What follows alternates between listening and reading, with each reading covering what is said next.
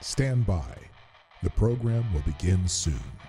There's an example yesterday I saw of this woman who's been here. I mean, we might even play this clip. She was here. She's been here 20 years. She has 3 kids who were born here. Her kids are because of birthright citizenship, which is another subject that's coming up. And she never bothered to even try to resolve her immigration status.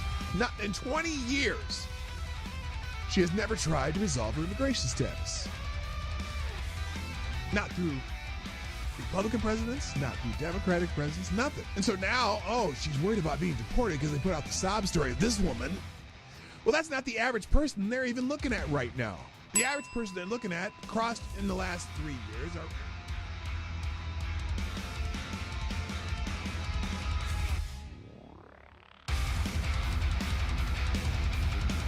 CNN is cutting jobs to embrace the digital future. No, they're cutting jobs because, as I like to say, they suck.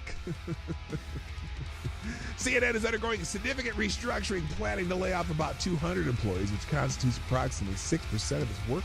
This move is part of a broader strategy under CEO Mark Thompson to pivot towards a digital-first approach, focusing on expanding digital subscriptions and reducing costs from traditional TV operations. Wait a minute! Didn't they already try the CNN subscription service, which failed miserably?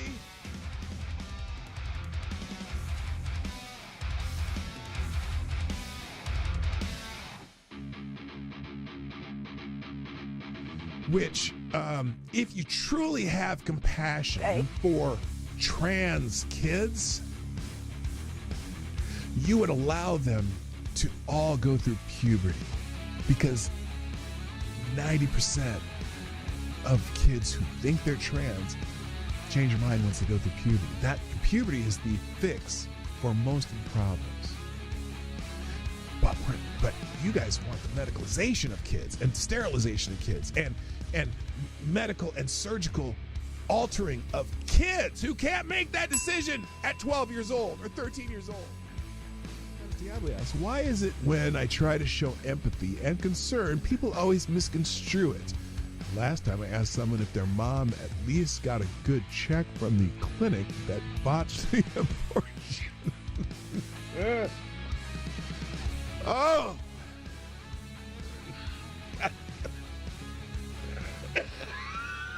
Oh, God. Damn it, AD. I think you just need to find a gentle way. Stand by. The program will begin soon. I would be willing to bet everything I own that submitting a 22-minute video montage that shows the most egregious acts of violence you can find from that day, when the defendant in question is on that video for only 6 seconds and is seen walking calmly, is highly prejudicial and a violation of the defendant's due process rights. The person was found guilty and sentenced to 19 months in prison. Now, it took 2 hours to read through all of the documents that were in the case file. Every motion submitted by the defendant was denied. Every motion by the defendant was denied. How often does that happen? And every motion submitted by the government was granted. They turned a trespass misdemeanor that would have resulted in a $50 ticket into 5 misdemeanors and a felony charge by charging the defendant with a statute that would have required the Secret Service to rope off the section he was in, which they did not. They also charged him with a statute that would have been required them to prove Mike Pence was in the building at the time he walked through that corridor. He was not. And they used an Enron statute that the Supreme Court struck down.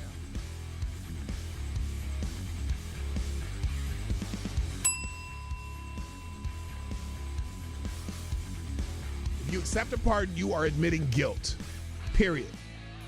That's the, because you can't be pardoned if you're not guilty. Whether he can preemptive pardon, whether he can issue President's reportedly asking his staff whether he can issue preemptive pardons for himself, his family members, Rudy Giuliani.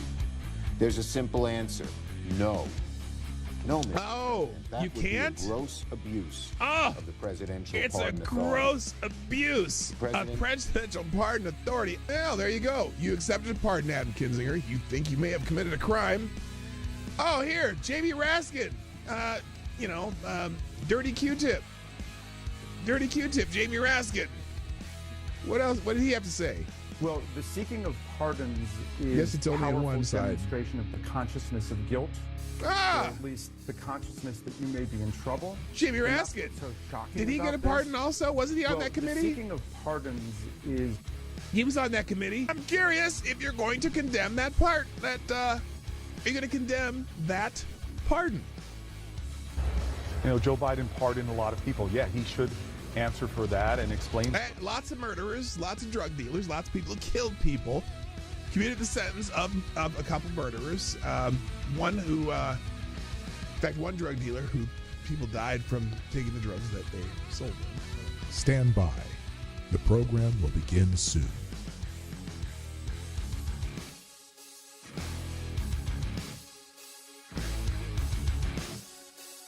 The Obama Aniston rumors have gone wild.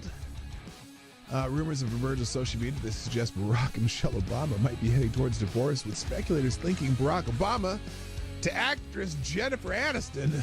Those rumors have gained traction following Michelle Obama's absence from Jimmy Carter's funeral and the inauguration, and are based on tabloid stories and social media speculation without solid confirmation from the individuals involved. So far, they're still rumors, and I don't know why people are perpetuating them, but it is kind of fun to perpetuate rumors like that.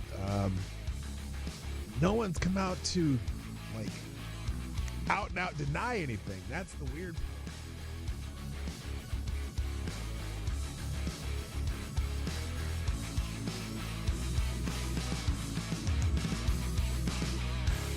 We should just take a deep breath and acknowledge the audacity. The audacity! Of a president who's so clearly concerned about his own criminal culpability. Oh my God, his own criminal culpability and his son's business dealings. I know that they're talking about Joe Biden, aren't they? And that of his family members.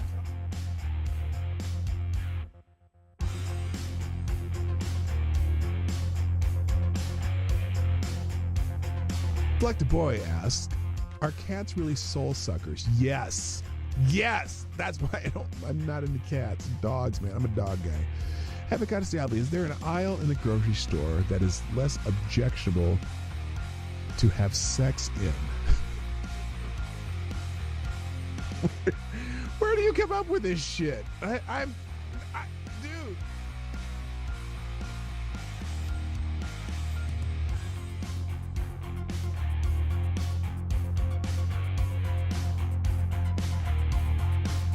Has done something no person in the world has ever done before.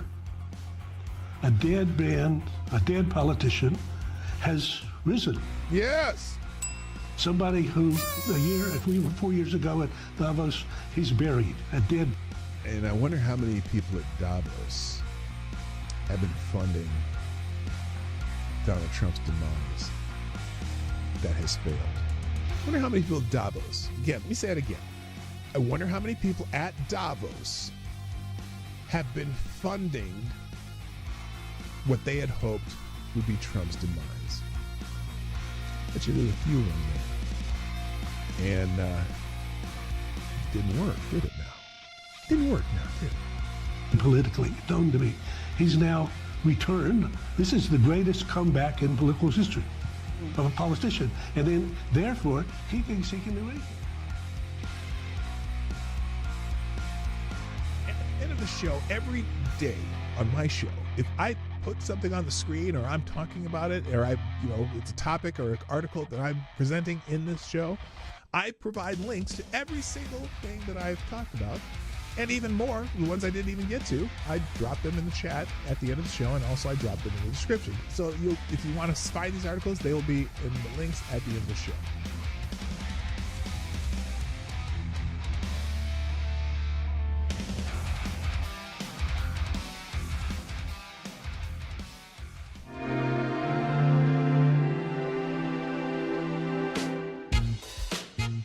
Ladies and gentlemen, coming to you live from the Lucky Dog studio in a hidden location somewhere in the upper Midwest of the United States of America, it's a brother making his own way but with all the wrong opinions. Welcome to the Morning Night Live with your host, the one and only P-Dog Night. Yes. We go. What the hell's that? Anyway, good morning, everybody. Welcome to Morning Night Live. I'm your host, Marty, also known as P-Dog Night on the internet. Welcome back to the P-Dog Night channel on this Monday, the 10th of February, 2025. And we got... It's Super Bowl Monday, the day after the event, and I really didn't want to talk a whole lot about the Super Bowl today. Wait, what the hell's going on there? Oh, that's just the other. I didn't really want to talk about the Super Bowl a whole lot today, but there's so many people are talking about certain aspects of it that some of it doesn't have anything to do with the game itself. You know, the commercials and the fact that Trump was there and the halftime show and the game. Holy moly, it was, well, it was glorious in a way. I mean, was it a good game? No, but it was a good game if you're tired of the Chiefs. And I like I like Patrick Mahomes. I think he's probably a good guy. But damn, they got wiped out. So anyway, that's the intro. Let's get into the show and get going because I'm late. I had some computer problems this morning. Obviously, always remember to shut your computer off when you leave for any period of time. And I had it sleeping instead of off, and that caused some problems. So I had to reboot and all this other crap. So anyway, hi, I'm here and you are here, and let's go. First in the chat today, of course, Mr. Avocados Diablo gets the bell. Well, that was lame. What the hell happened there? Let's try that again. Here you go. Avocados Diablo, first in the chat. He gets the bell. There we go. Now we can hear it. Also, good morning, Kara Soldier. Trippy Liberty, what's up, my brother? Good morning, Mike Savage. Blarg. Resolute Germs in the house. Also, Gunfox61 has already come and gone, but it's okay. We're glad you were here for a moment. Hope you have a good day at work. Good morning, also, Attack Alpaca. On the honorable mention list of my favorite Canadians, Mr. Special Can Acid. Is everyone feeling off today? I think my romaine lettuce last night was past its best before day. Oh, careful. You got to be careful eating that expired food. Also, good morning, Maddie. How you doing? Who else is here? 9, 1, 2, 3. Renee Mayette's here. Tyre Alexander. The Scourge. And also, good morning. Who am I missing here? Especially Annalyn. Oh, who did I? And also my other favorite Canadian, Unacceptable Views is here. Midnight in Exile, what's up? Nice to have you here. And Stefania, what's up? JB's here. A whole bunch of you here. Hit the like button while you're thinking about it. Share the stream, obviously, that little pin thing up at the top there. And also, if you want to sponsor the show, P-Dog Night at Live. In fact, it looks like there's the Streamlabs link Johnny Boomer Tech just put up. So we're going to replace that. That's the best place to do super chats for the show. And that's priority chat.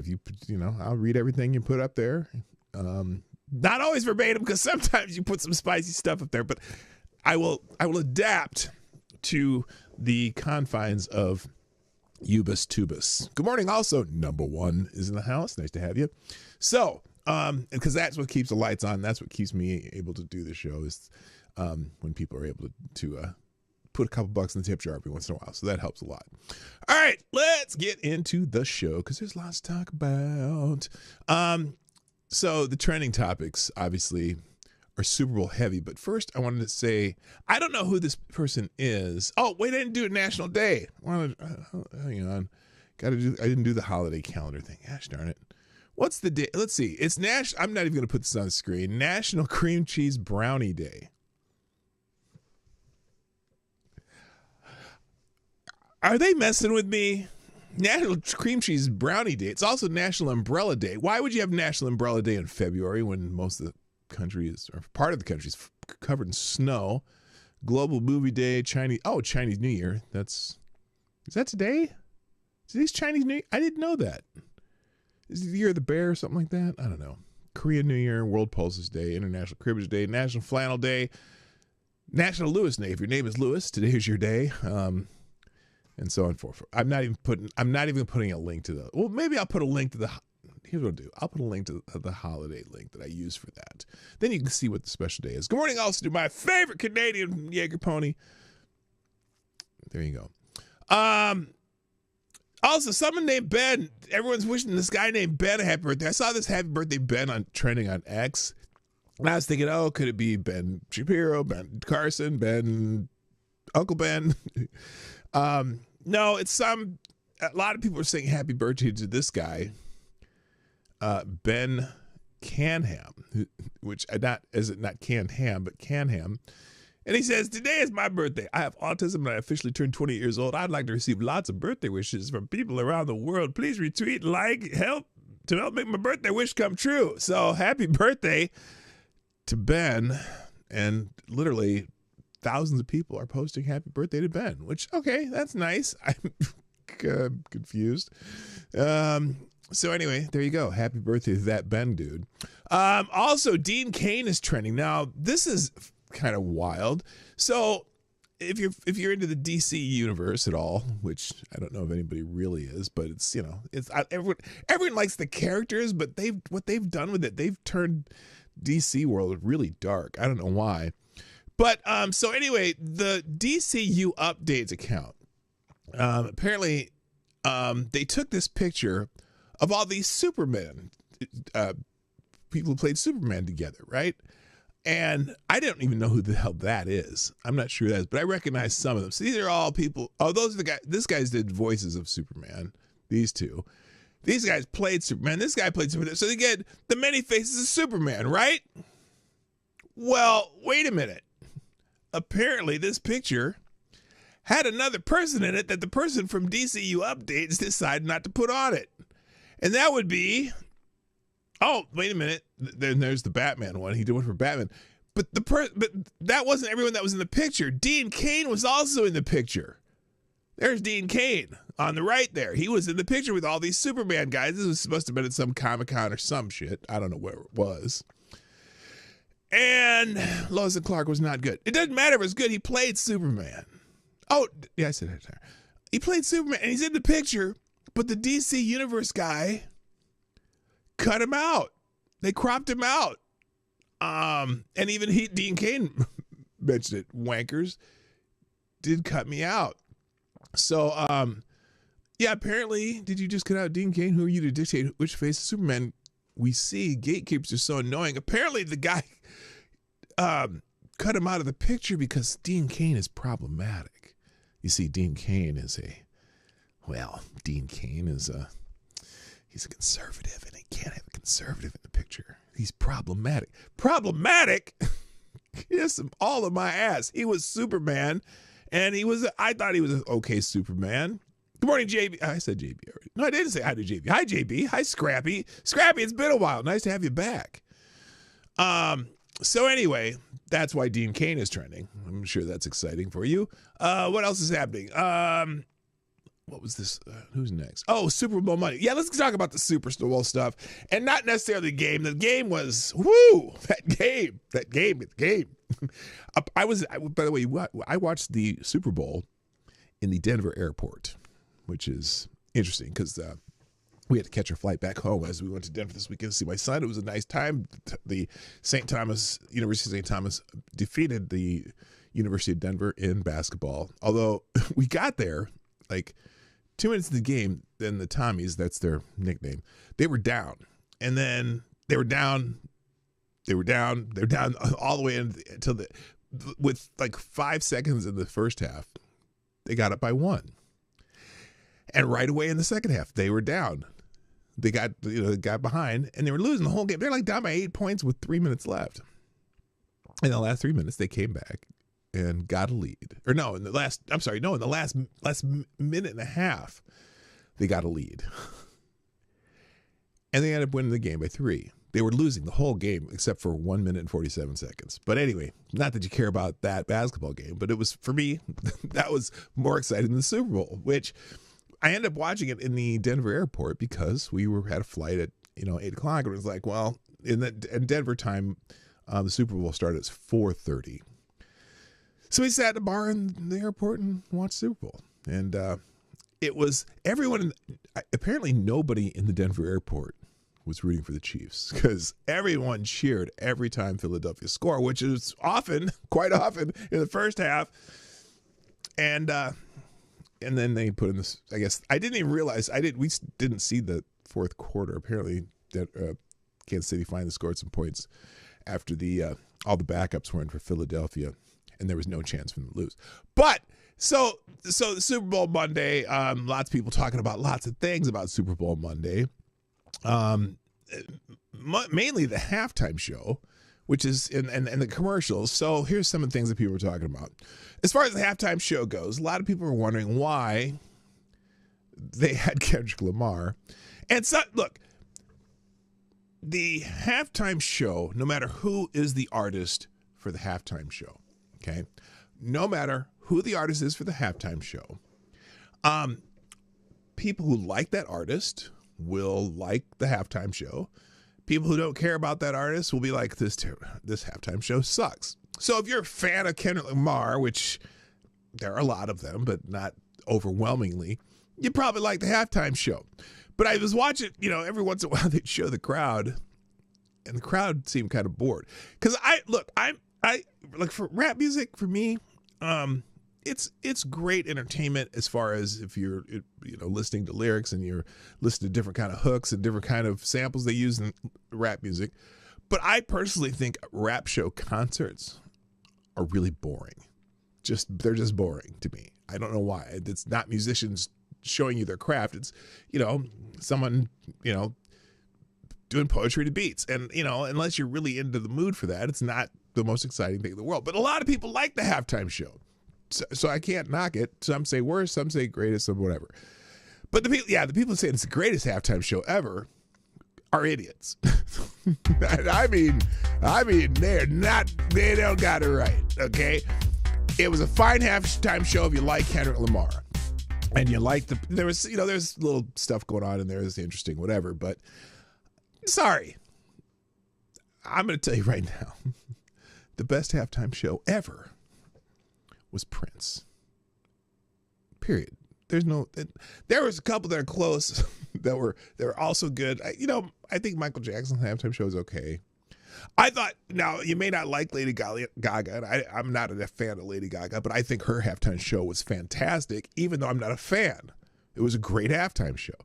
But this one, even the one last year, was it last year, 2 years ago when they had Dr. Dre, Eminem, Snoop, whatever. It was okay. The staging was fantastic. I thought the staging was fantastic, but it's whatever.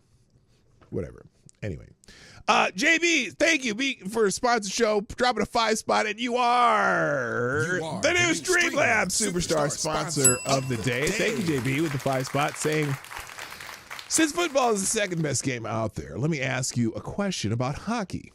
Do you remember what an enforcer in terms of hockey positions? Do you remember what an enforcer is in terms of hockey position? It's the guy who would skate around and protect your best player. They aren't used anymore, sadly. Yeah, I do remember the enforcers. In fact, look, I'm not the biggest hockey fan, but I've always found it fascinating how hockey kind of has built-in fights just for entertainment purposes. They have rules and stuff, So, the enforcers used to. Well, look, I think of the enforcers in hockey like a pitcher who would bean somebody, if you know what I mean by bean. It intentionally hit somebody when something bad happened to their own team, and I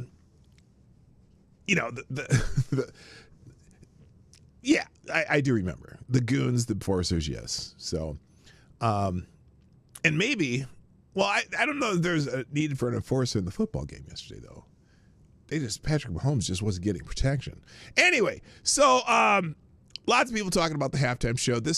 But one of the things that people were saying is, why would you have Kendrick Lamar do a Super Bowl halftime in New Orleans, of all places, when New Orleans had so Boozy is trending. He's a rap artist.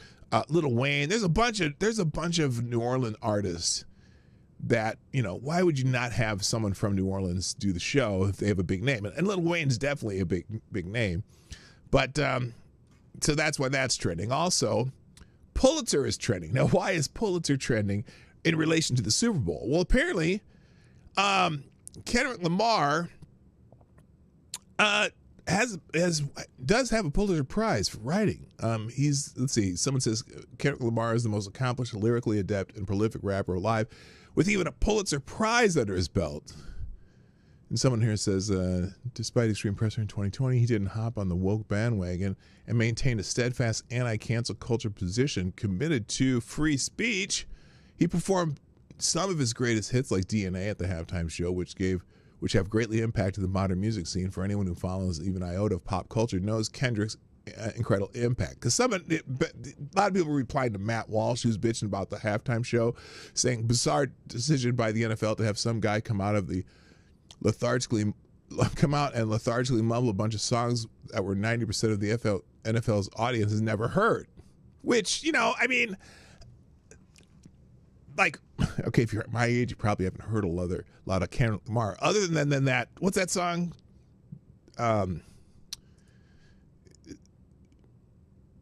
Like Us, something they like. I don't listen to current music at all. They not like us. So anyway, lots of people are bringing up the fact that Kendrick Lamar has a Pulitzer Prize. Some matter too, because someone's saying, "Oh, Kendrick just used the biggest milestone of his career to try and humiliate Drake. He's pathetic." Which someone here says Kendrick Lamar's a Pulitzer Prize winner, and you calling him a damn Super Bowl performance the biggest milestone of his career. Well, let's take a poll on that. Okay, this which hang on here. Which is a bigger milestone for Kendrick Lamar? And we'll put Pulitzer Prize. And I'm not even sure why he got a Pulitzer Prize. Was it for literature, for whatever? Or Super Bowl? I would think, personally, that a Super Bowl would be a much, much larger accomplishment for an artist than getting a Pulitzer Prize. Because, and I don't mean to tip the scales here, but look, there have only been 59 artists, or not even, I wouldn't even say 59 because the first couple Super Bowls had high school marching bands or whatever. And by the way, I just saw someone post a clip of the 1982 Super Bowl halftime. That was Up With People. And it's just so funny watching it. It's so why they chose Up With People for the Super Bowl. If you don't know what Up With People is, look it up.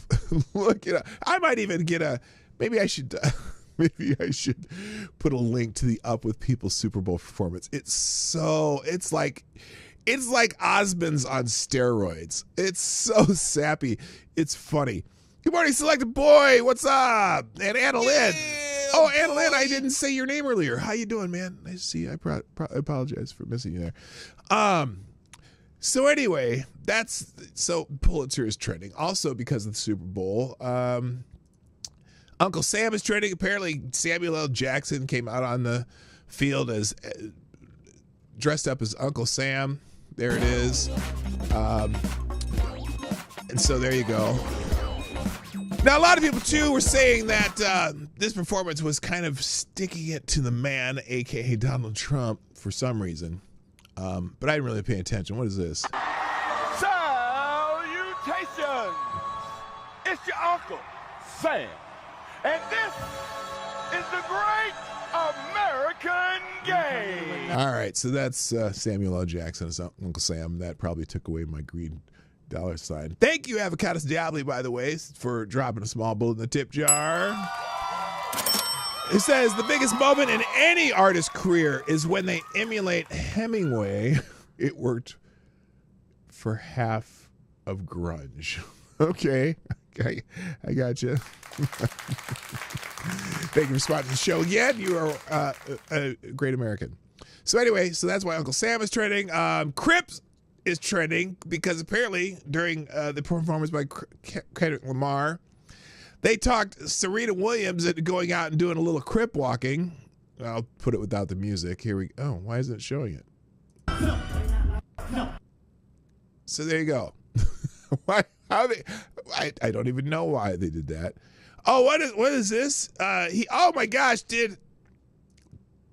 I didn't. Okay, I'm gonna put these Uncle Sam. That's with Samuel L. Jackson.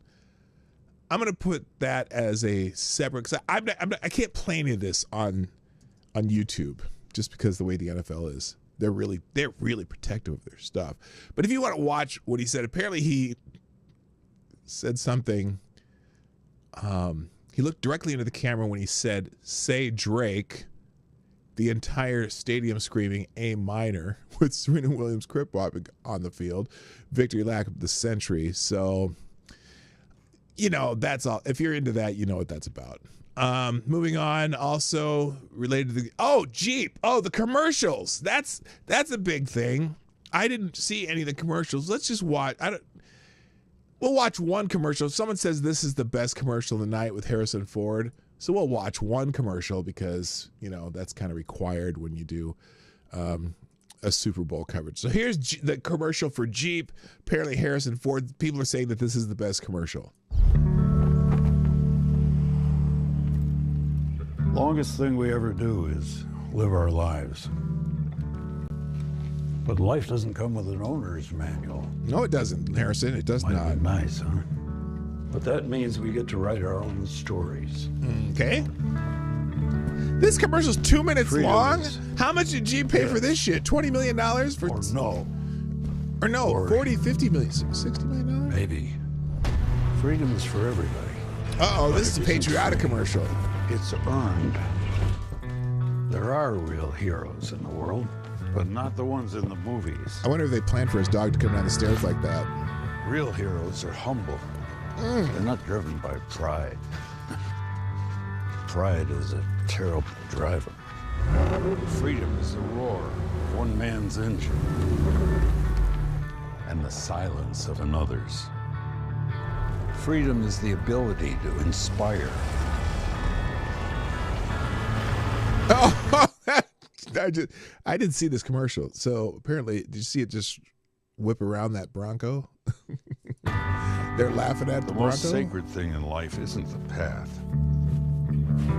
Is it the journey? It's the freedom to choose it. Oh, okay. You don't have to be friends with someone to wave at them. We won't always agree on which way to go. But our differences can be our strength. So choose, but choose wisely. Choose what makes you happy. An electric Jeep? My friends, my That's family, sacrilege. my work make me happy. This Jeep makes me happy, even though my name is... That's a good line. Okay, so that's the only commercial we're going to watch. That's my owner's manual. I will put... Get out there. Write your own. There you go. Someone had a list of the top 10 commercials for the Super Bowl. Let me see if I can find it, and we'll drop that in the links too today. Let's see. Top 10 Super Bowl. Is it Kanoka or something like that did it? Here it is. I'll put a link to this. I didn't watch the Super Bowl. Maybe I'm not going to say that because it never happens. But so I'll put a link to Kanoka the Great here on X, the app formerly known as Twitter, says it has the top 10 best Super Bowl commercials of Super Bowl 59. We'll put a link to that if you didn't get a chance to see any of those, and we'll put it right behind the Jeep one here. So there you go. All right, moving on. Also trending about the Super Bowl, Taylor Swift. Taylor Swift is trending. Let's see. Taylor Swift is getting booed so hard by the American people that she turns into a meme. So anyway, at the Super Bowl, they were scanning the crowd, and people were cheering for Donald Trump when they saw him on the screen, and apparently they were booing Taylor Swift. They're booing Taylor Swift, and there's the meme. There's the meme. Okay, there you go. Here's a glimpse of Travis Kelce and Taylor Swift in the future. Oh my God, look at that.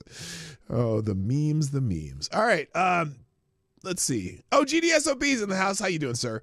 All right, then let's see. Is this the last of my... Yeah, okay, that was the last of my Super Bowl stuff. All right, main topic right there with a huge grain of salt.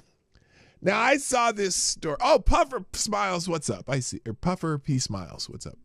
I saw this while I was in Denver. I didn't really look at much news over the weekend because I was hanging out with my son and his wife. We also went to at the Denver Art Museum. Or was it Denver?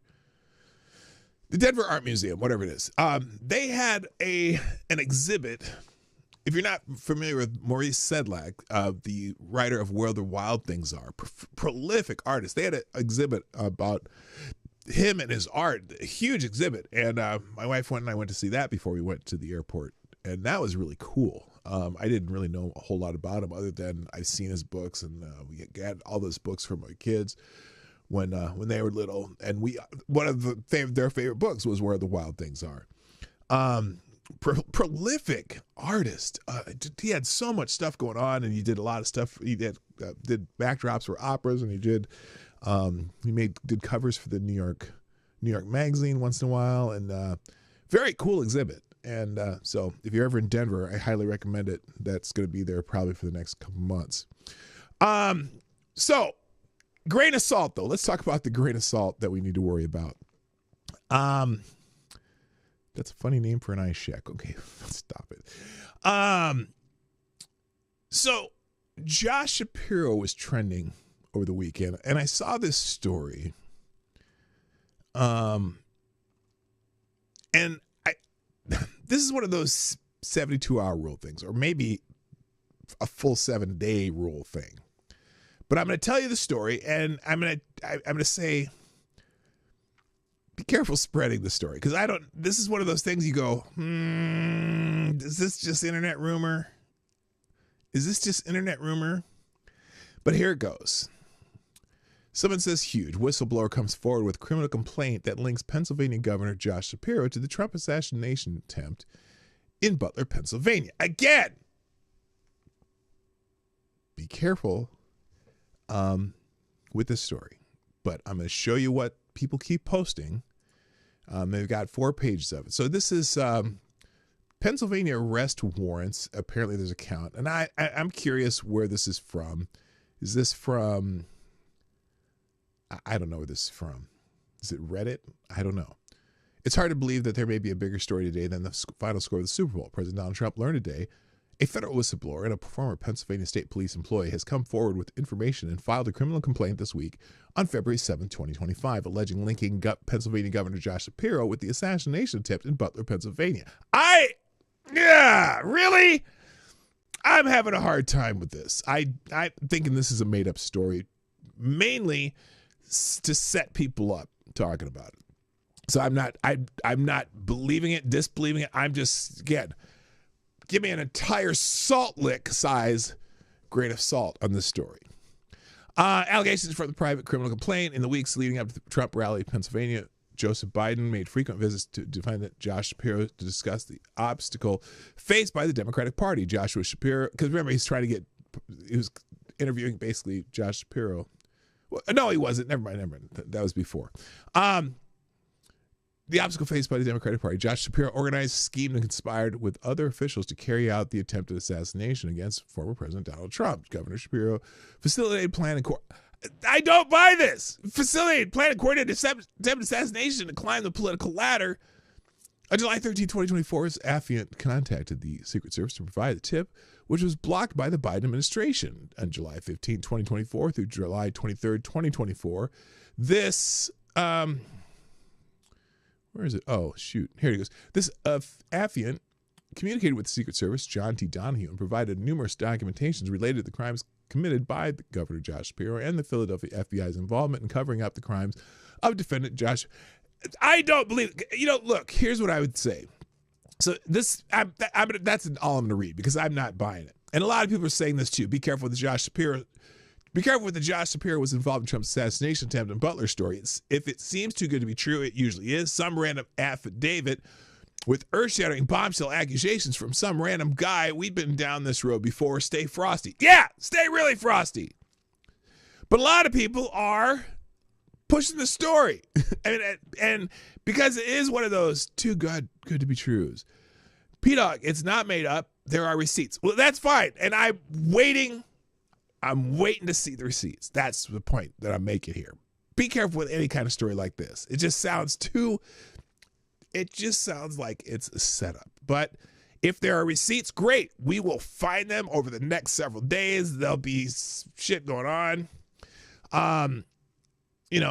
If this is true, Josh Shapiro had a hand in trying to assassinate Donald Trump, it'll be a dark day not only for Pennsylvania, but for USA and Democrats. Well, no, it may or may not be. I just say you got to be careful. Let's see. Someone here says, can we please stop reporting and start arresting? Today's headline. By the way, FEMA did send $59 million last week to house illegals in New York City luxury hotels. Governor Shapiro linked to a Trump assassination attempt. Judge blocked his transfer of Venezuelan migrants to Guantanamo. So that's other things. So anyway, my biggest point in this is be careful what you write, how you follow this. By the way, Governor Shapiro did have a good morning to the 2025 Super Bowl champion Eagles, and the great Commonwealth of Pennsylvania now home to the most Super Bowl victories of any state in the nation. Oh, great. Go Birds forever. And I'm curious, if I open Josh Shapiro's X feed, he certainly hasn't made any comments on this. Let's see if what he has here.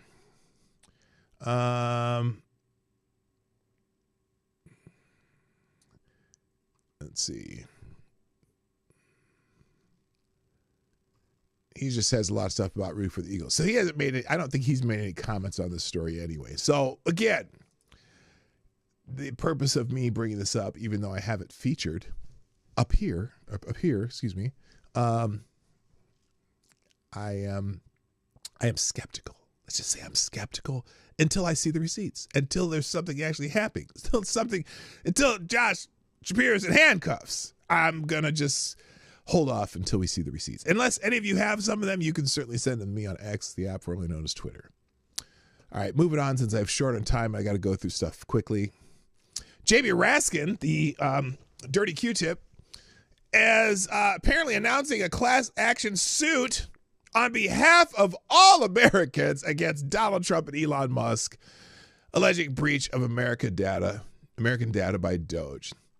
Now, here's JB, the dirty Q-tip, talking about that on probably MSNBC. Of course, it's on MSNBC. What I'm thinking about and talking to, my friends at Democracy Defenders and other lawyers about is, could there be a nationwide class action lawsuit to follow up on last week's victories? Right. Against Musk. For what? Against the Trump administration. For what? For this breach in computer security and the data of all American taxpayers. It could be a class action suit on behalf of all Americans. If the most all Americans wouldn't join that suit. Oh, he brought up Proud Boys and Oath Keepers. Want to opt out, and they don't want their part of the money. For the contamination of their he's data, retarded. Fine, they can opt out. But that really, ain't happening. It's a suit on behalf of everybody because that's our information. Right. It doesn't belong to Elon Musk or his little midnight crew. It belongs to the people, and the government has to hold it in trust. Now, Now, it's funny about that. So let's say they had a class action suit against Elon Musk and Donald Trump. Let's remember that the people that they would be suing would be the people who did the breach, right? Now, remember how Doge came about. The actual government agency that Doge is a repurposed government agency that already exists, and these people are hired by it. And every department has Doge employees installed in those departments. So the people who have this so-called data breach are employees of the Department of Treasury. Now, let's talk about that, because there's a judge who did something too this weekend that's pretty annoying. Oh, by the way, All Americans is trending because of that. Let me come back to this for a second, just the other things that I had on trending. FEMA is trending because they found out that FEMA, $59 million of FEMA money was going to house illegal immigrants in New York while they were struggling to have things happen in Western Carolina and whatnot. But apparently, breaking a grand total of 0 major news outlets yesterday reported the fact that President Trump's FEMA resolved 80% of all open Hurricane Helene victim cases in Western North Carolina in just 5 days. Not one. Here's Christy Noem. She's talking about this. What's she talking about here? The past 5 days, we've decreased the number of open cases by almost 80%. President Trump is ensuring that communities aren't forgotten. Nobody, and he launched the first major initiative to connect farmers with recovery assistance as well. Today, I had the chance to spend some time with Mark, who's a micro farmer in this area, and to talk about some of the FEMA programs that he's been able to utilize that have been incredibly helpul. So a lot of those cases in North Carolina are being resolved quickly in a very short period of time. Someone here is saying, now here's the guy talking about this too, saying we were saving families from sleeping in tents. FEMA was spending when we were saving family from sleeping in tents, FEMA was spending $59 million. Oh, $59 million a week?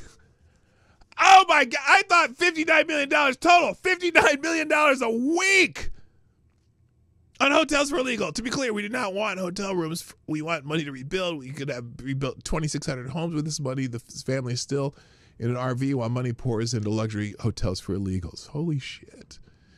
I must have missed that part. FEMA was sending tens of millions of dollars to house illegal immigrants this entire time, and people in Western North Carolina were living in tents for months. Are you kidding me right now? So that's another reason why FEMA is trending. And then also Pennies is trending. Apparently Donald Trump is asking the United States Treasury to stop making pennies. It cost them 2 cents to make every penny, apparently. And that's so he was doing some kind of here it is. Trump was bored at that halftime show that he decided to get to work by ordering the Treasury to stop producing pennies. We have a once-in-a-generation president on our hands. So Donald Trump apparently posted on Truth Social during the halftime of the Super Bowl, for far too long, the United States has minted pennies, which literally cost us more than 2 cents. This is so wasteful. I have instructed my Secretary of the U.S. Treasury to stop producing new pennies. Let's rip the waste out of our great nation's budget, even if it's a penny at a time. Well, there you go. I mean, maybe you know what, AD, you say you thought they'd been phasing them out for a while. That is, it's very much likely. I mean, there's probably enough pennies to last for 2 centuries. They're that are in circulation. I don't know if they ever really take pennies out of circulation. So here it is. Apparently it costs, what is it? Consider this. It costs about 1.6 cents to make every penny. So we're losing money on every penny. To make a nickel. The coins cost more than they're worth. Consider this. Okay, so there you go. They're more than worth. All right, let's get into this. I want to go to the federal judge ruling. Where is it here? I'm going to skip over a couple things. Here we go. So a federal judge issued an emergency order halting Doge access to Treasury payment systems. Now, it's interesting because the people there are halting access to Treasury payment systems that are employees of the Treasury. Isn't that interesting? U.S. District Court Judge Paul Engelmeyer in the Southern District of New York, serving the court's emergency docket, there's always a judge available, has granted an emergency temporary injunction to the state of New York and over a dozen other blue states, putting a hold on the access that U.S. Treasury Department Secretary Scott Bessent had given to DOGE, the Department of Government Efficiency, to Treasury payment systems as part of Trump's effort to locate and eliminate waste and fraud. So basically, again,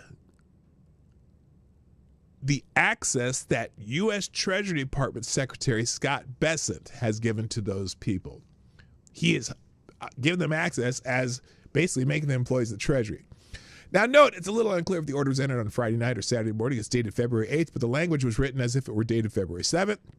It was an unusual procedural context, and William Jacobs here has reviewed the court's electronic docket. It appears to have been ex parte. There's no indication of notice to the government and opportunity to be heard before the judge ruled. There was no hearing.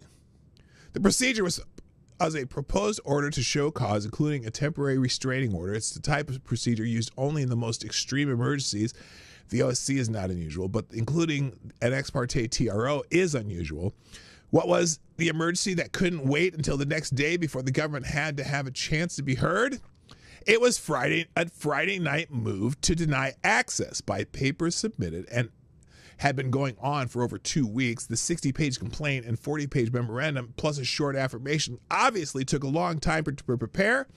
Arguing against an emergency so dire and time-sensitive on a Friday night, the court couldn't even wait until the next morning for the government to be heard.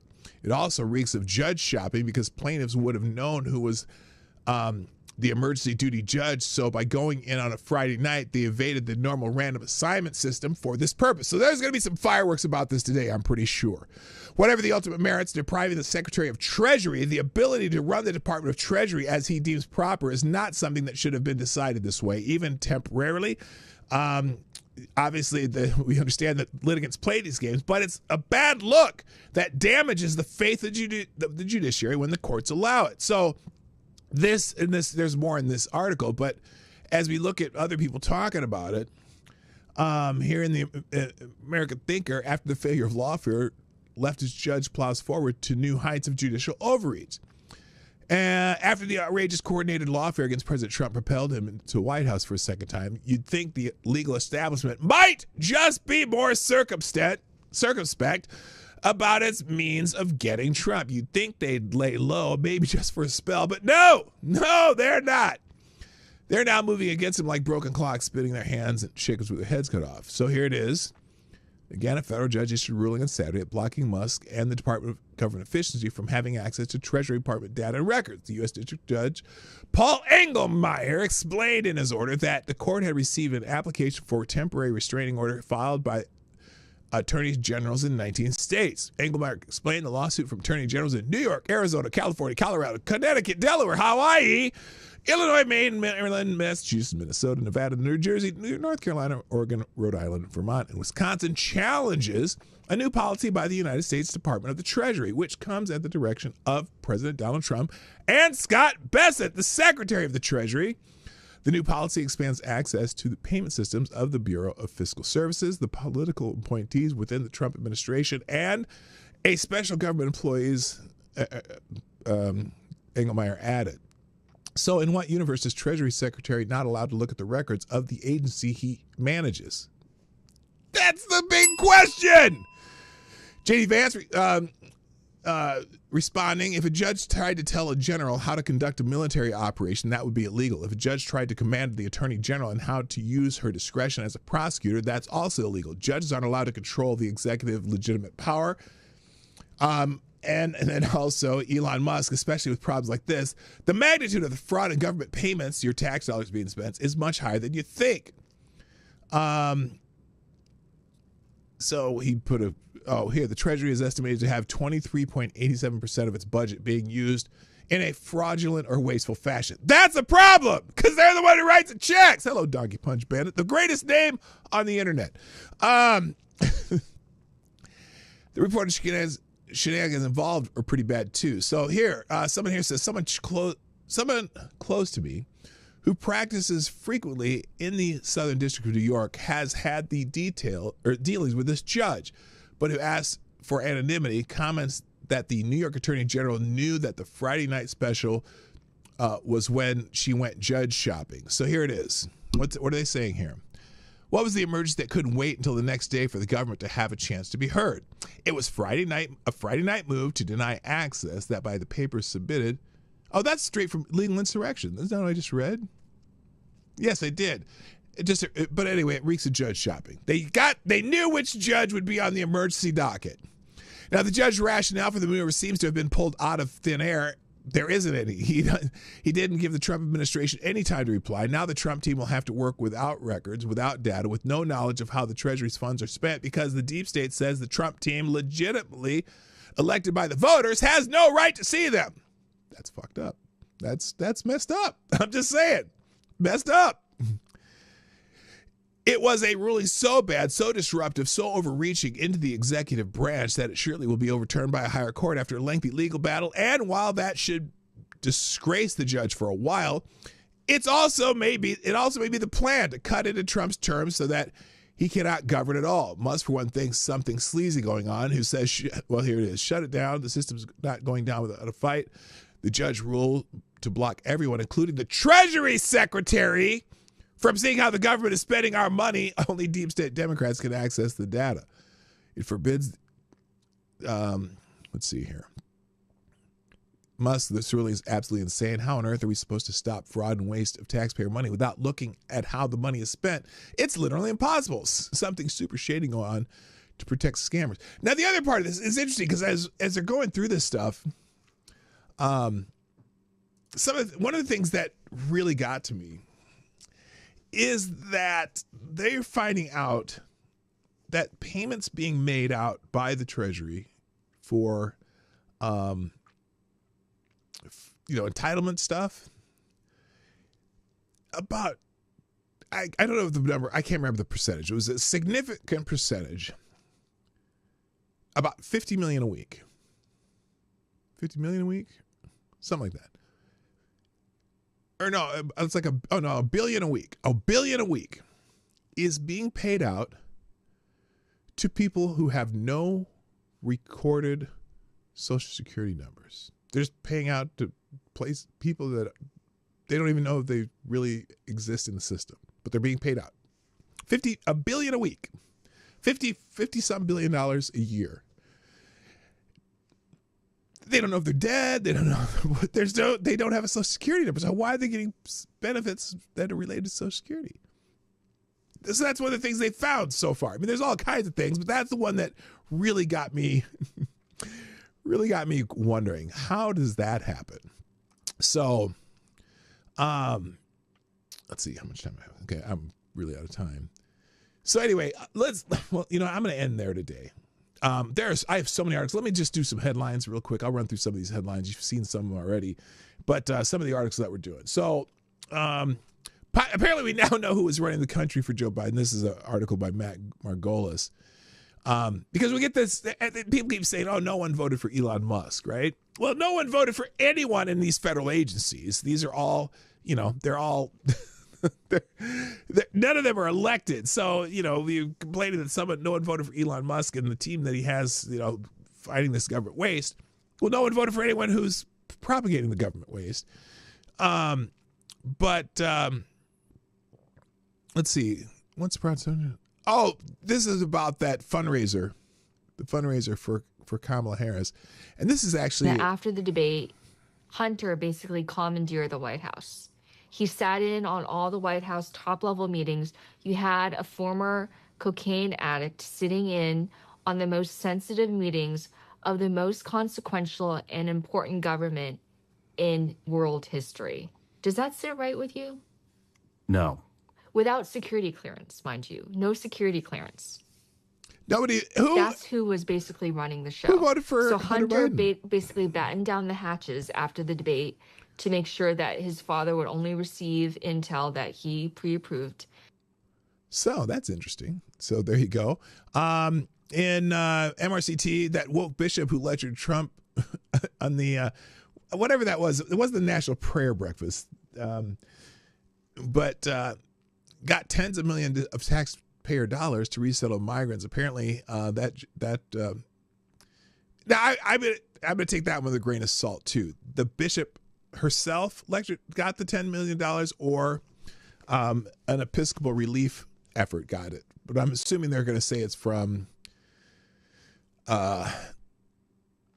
USAID.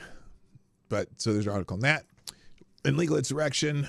Apparently, illegal immigrants suspected of murder in Massachusetts. Restaurant owner is putting Governor Healy in a hot seat because, Massachusetts is a sanctuary state or something like that.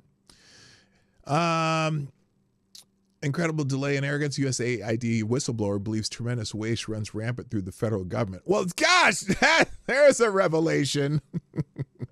U.S. Agency for International Development Aid whistleblower Rob Cohen said Friday evening on Fox News that he believes tremendous waste runs throughout the federal government and beyond USAID. Oh, I'm guarantee it does. Again, the Pentagon doesn't fails 9 audits in a row. We're finding all this stuff as they're going through the budgets line by line and paycheck or check by check, saying, "Oh, where does this money going? Why are we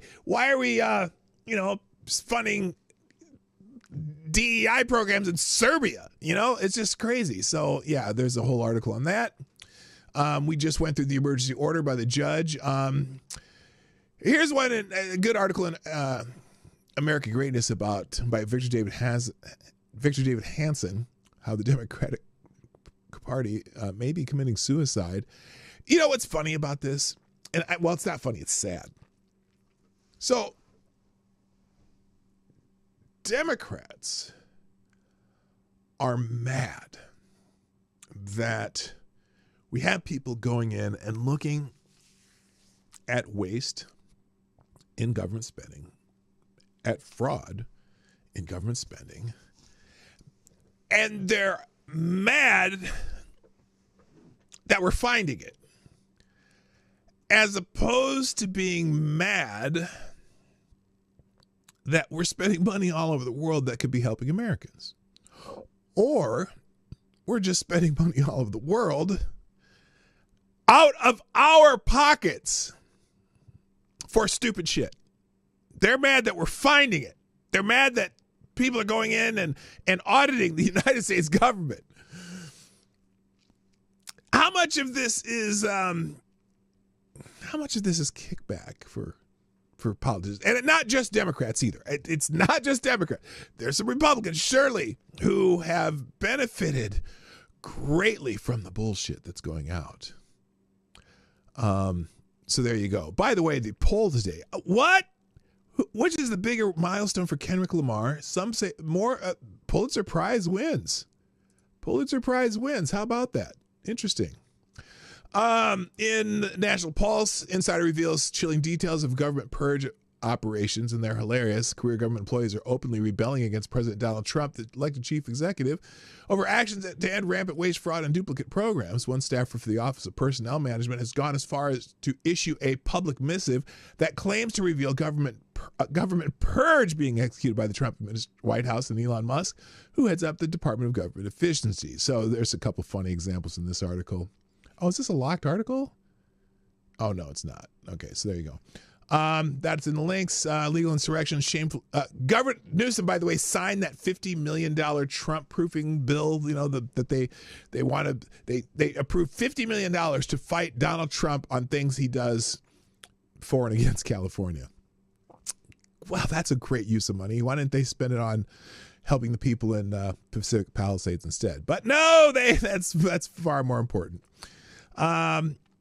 In the Washington Free Beacon, anti-Trump think tank raked in millions of dollars from taxpayers for virtual exchanges in Africa, Women's Empowerment Conference in Saudi Arabia. Taxpayer. Oh, and they've been. Look, the Clinton Foundation has gotten some money from USAID.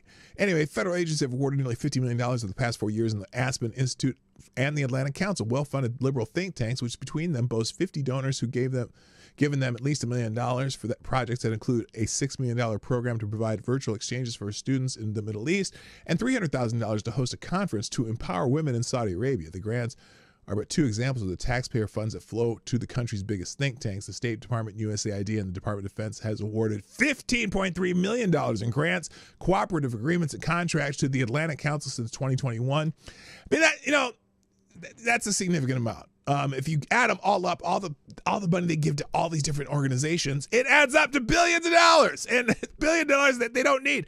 Look, the Atlantic Council could be 100% privately funded. They have over 50 donors who have given them over $1 million each. Why do they need U.S. taxpayer money? Period. All right, so you can read that article. Daily Caller, California Teacher of the Year admits to sexually abusing multiple students under the age of 14. Wood chipper? You decide. Breitbart, Bass Recovery Chief, officer's son. So the lead, Jacob Soboroff, a familiar face on MSNBC and NBC's political and national correspondent, has a deeply personal connection to the Palisade fires. He grew up in town and is the son of the LA Chief Recovery Officer, Steven Soboroff. So he's their lead reporter on all that is California wildfires. And he just happens to be he just happens to be related to the person in charge of the recovery. Is there a conflict of interest there? Should they have a different reporter? But no. It's MSNBC. They don't care. Daily Caller, CNN makes an awkward on-air gaffe, mixes up Barack Obama with Osama bin Laden. Hey, that's an easy one to do, isn't it? They don't have looks like they don't have a video of it. CNN committed a howler on its Friday Night Live broadcast in which it referred to Osama bin Laden as Obama bin Laden, drawing criticism. Got a little criticism on social media. The graphic, CNN News Central, read in part, Obama bin Laden associate Abu Zubaydah. That's funny. Good for them. Daily Wire, Trump brokers compromise for Japanese investment in U.S. steel, avoiding the acquisition. So President Donald Trump announced that Japan's Nippon Steel would invest heavily in U.S. steel rather than purchase the company, reversing a $14.9 billion takeover proposal blocked by the Biden administration. So in early January, then President Biden blocked Nippon's bid for U.S. steel over national security concerns. Anyway, Trump agreed with Biden's decision. Friday announcement came as what Trump deems a mutually beneficial compromise between both sides. They'll be looking at an investment rather than a purchase. So good. Either way, I think it would have been American jobs in America, but maybe not. Who knows? We want to make sure that we're able to sell the steel to American companies and American industry as needed. Legal insurrection. Trump claws back $4 billion that was headed to a ludicrous U.S. climate fund. That's a good one. Let's see. Oh, there's a Democratic senator supporting spending millions for Sesame Street program in Iraq amid USAID cuts. Democratic Senator Chris Coons, of course, he's a moron, expressed support Saturday for the U.S. Agency for International Development use of taxpayer dollars to fund programs such as the children's puppetry show Sesame Street in Iraq. Coons expressed his view while on air with CNN's political commentator Mike Smirkernish. This isn't just funding a kids show for children. Millions of children in countries like Iraq. It's a show that helps teach values, teach public health, helps prevent kids from dying from dysentery and disease, and helps push values like how does a Sesame Street show stop kids from dying from dysentery? Dysentery, excuse me. Dysentery. That was dumb. Oh my God. All right, that's it. There's other articles that are not linked up, but I don't have time. So I'll put the entire aggregator in the links today.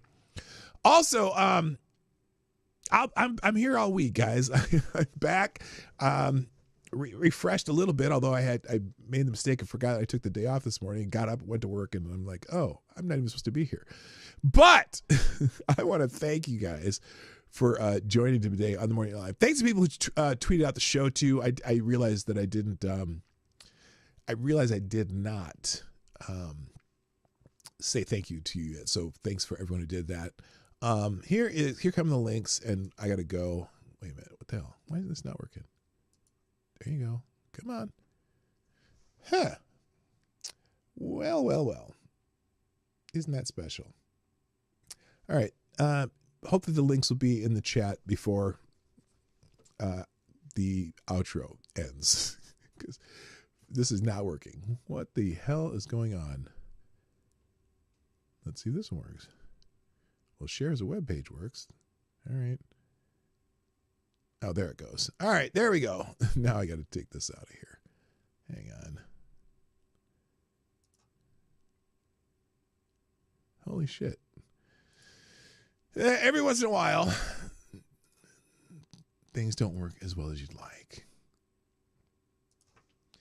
There we go. All right, here we go. Copy and paste. All right, here are the links for today.